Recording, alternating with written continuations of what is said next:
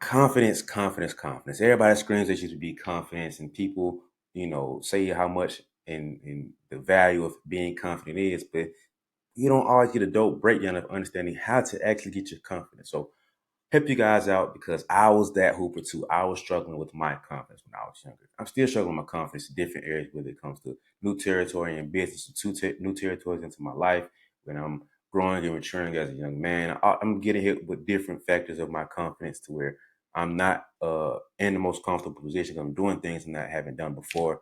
It's a little weird for me too, so I'm helping you guys out things I've done and used to grow my confidence and wish I would have had this when I was younger. So the 5 C's of confidence. First and foremost, competency, meaning are you capable and actually good at doing this thing? So you're looking at your shooting, you're looking at your ball handling. It's hard to be confident if you're not good at it. You feel me? Like if you can sit here and shout all the mantras you want to, you can pray and read scriptures all you want to, write your affirmation, all that stuff, but you're not actually developing, becoming good at the skill of doing this thing. It's just like it's hard to be confident. If you're not, you're gonna have irrational confidence, and it's only so far that can take you.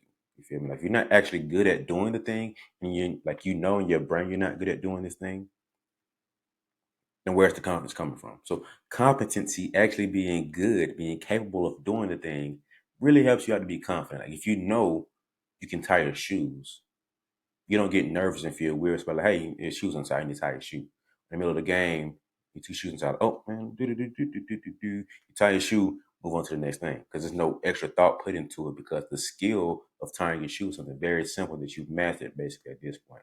You can close your eyes and do it. You can do it fast. You can do it slow. The skill of tying your shoe is nothing major because you've mastered that skill or you're at a stage of mastery, which is easy for you. So you don't have to overthink it. So same thing on basketball court. The reason why you see some people that step and do these amazing things, it's not that much to them because they've put in so much work to become so competent at this skill, so good and confident at this skill. They put the reps in so much to where it's nothing for them. So it's hard for you to be confident if you're not working on it to be good at it. But the next thing of actually of getting better, the second C in this confidence journey we're going to talking about is challenging yourself. You need to make sure that you're actually trying to work at this skill to getting better at, but then challenging yourself to get better at it. So working on ball handling, right? So developing the skills and things around ball handling. You can work on the cuff, the pound, uh, being able to manipulate the ball, spin, all these little things and skills that go into the actual skill of ball handling. But then you actually have to challenge yourself by saying, hey, I'm gonna push myself out of my comfort zone to do these drills when I'm uncomfortable. Next to a challenge is saying, hey, I'm going to go against a really good, or I'm just going to go against another defender, somebody to put some level of pressure on me to where now I have to measure my skill against this challenge to get this opposition that I'm going against.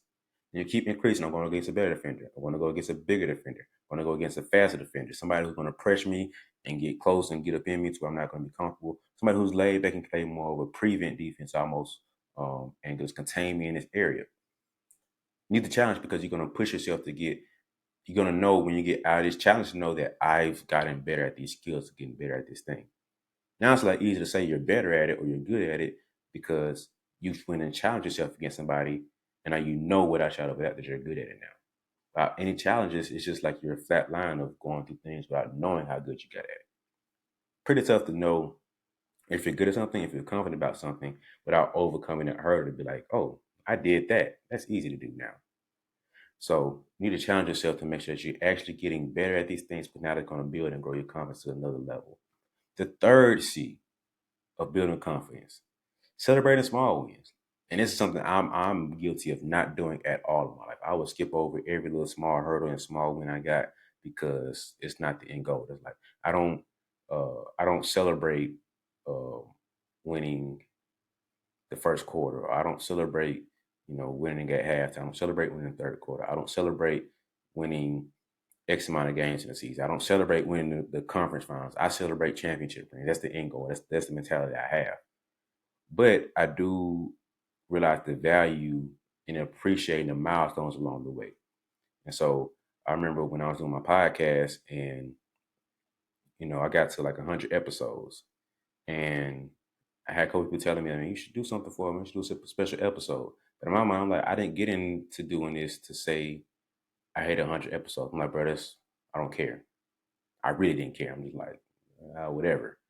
But the appreciation of these small steps along the way can do a lot for you because it takes you a second, like you get a second to reflect and realize you went from being super unconfident in your shooting ability to be able to like do the shooting challenge and feel good about it. You got X percentage better at this drill, or you went from not handling the ball at all to handling a little bit better and being able to do this crossover. Now you went from not able to handle the ball at all to being able to do this move that you've been messing up on along the way for so long. So celebrating the small wins and small victories along the way helps you realize the growth that you're having, and it builds your confidence on top of that too. So celebrate the small wins and small victories that help you to get better mentally as far as physically as doing these things to get overcome the challenges and overcome your insecurities and not being confident. But fourth, consistency. And I mean this in two different ways. So the first consistency you want to look at is the input, the work that we're doing to get good at this thing. I want to be confident in my shooting. I'm going to go out and train my shooting every day. I want to get better at ball handling. I want to get better at defending. I want to get better at finishing. I'm going to consistently work at this every day. Consistently work on this 5 days a week, whatever it is. But then the next level of real consistency is the output now. So if I'm averaging 20 points a game, I feel consistent. I feel confident knowing that I can put up 20 points a game the next game. But it's hard for me to feel like I can do that if I've never had that output. I've never consistently done that. So if I'm averaging 8 points a season, I don't feel confident saying I can average 20 points a season because I have nothing to say I'm able to do that. But if now my freshman year I averaged 20, it's not unreasonable for me to think I can average 20 my sophomore year. It's not unreasonable for me to think I can go higher than that my next year because I've shown proof. I have the skill of doing it. I went out and did it. I've challenged myself because I did it against all these opponents in these games. I went double team, triple team, box and one triangle. I've done against the challenges. And I've celebrated each time I won 20. I celebrated the times I only had 16, but I got triple team when I first got thrown into that fire. So along the way, once you consistently put up these numbers and perform at this level, you know that I can perform and do this thing now. But you don't get this consistent output without having a consistent input. So be consistent in the work you're putting in. So now you can have a more consistent output of things you can control. But last but not least, you want to the fifth C in this, you want to be able to compound and combine all these small victories, combine all the things that go right for you. Because without the awareness of it, you getting better at these things, it's really hard for you to really be confident into it. So let's go back to the ball handling example. So you want to combine and just think about all the small victories you had. If you're going through a ball handling drill and you went from messing up 5 times to only messing up 3 times, you went from only dribbling the ball off your foot, you went from dribbling off the foot 10 times to only going off, 8 times. It's a celebration. You should win. But now something in your brain should say, let's break this up and do more and do better at it. Let's stack up a lot more small wins. I went -2. Let's go -2 again. Let's go -3 now. Let's go -2 again. Let's go -1 now. To where now you went from 2 to 2, from 3, that's down 7. So you went from dribbling off your foot 10 times the first day, but then each week you went down that increment, whatever I said. Now you're down to, you dropped 7. Now you're down to 3 times. By the end of the month, you track back over this time and you compounded all these good wins you had. You felt like, bro, you celebrated that now because now you went from, man, I'm terrible. I don't turn the ball over 10 times. I done airball 10 times, and now I only airball once. You feel me? That's a win for me. But we get to once again celebrate the small wins, but you want to combine these small wins. You don't want to have a small win here and then 6 months later you have another small win. No, your brain should be, let's stack these up. Let's get as many small wins as we can. I want to build a little hill over here, a mountain of evidence to say I've grown and gotten better at these things. Now you can say I'm confident at it because my time has went down, my time has went up, my weight has went up, my skill has went up. I've made more shots. I've turned the ball over less. All of these things point to a reason for you to be confident.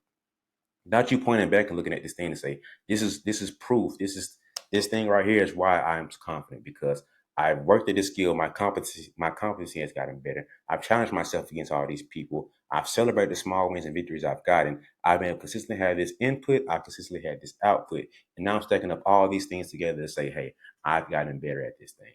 If you can get all 5 of these things down, if you can get all 5 of these C's down to show proof to yourself, there's no reason why you can't be confident. There's no reason why you can't grow your game. There's no reason why you can't grow in life too. You can do all these things. You can combine these 5 things. You will grow your game and you will become a more confident player. So let me know which C hits you the most. What's the C that you look back and it's like, man, if I can really challenge, I haven't been challenging myself enough. I haven't been getting out my comfort zone and doing that next level thing to help me grow my game. I haven't been as consistent as I wanted to with the input. And matter of fact, I've been consistent with the input, but I still haven't gotten the output that I wanted to have. That's why you're not confident still. So let me know which C resonates with you and it hits you right there in your soul, right there in your gut where you feel it the most. Let me know which C helps you out and you're gonna, apply this to your game to be more confident. But I appreciate you guys tuning in. Thank you for watching. Hope you have a good one.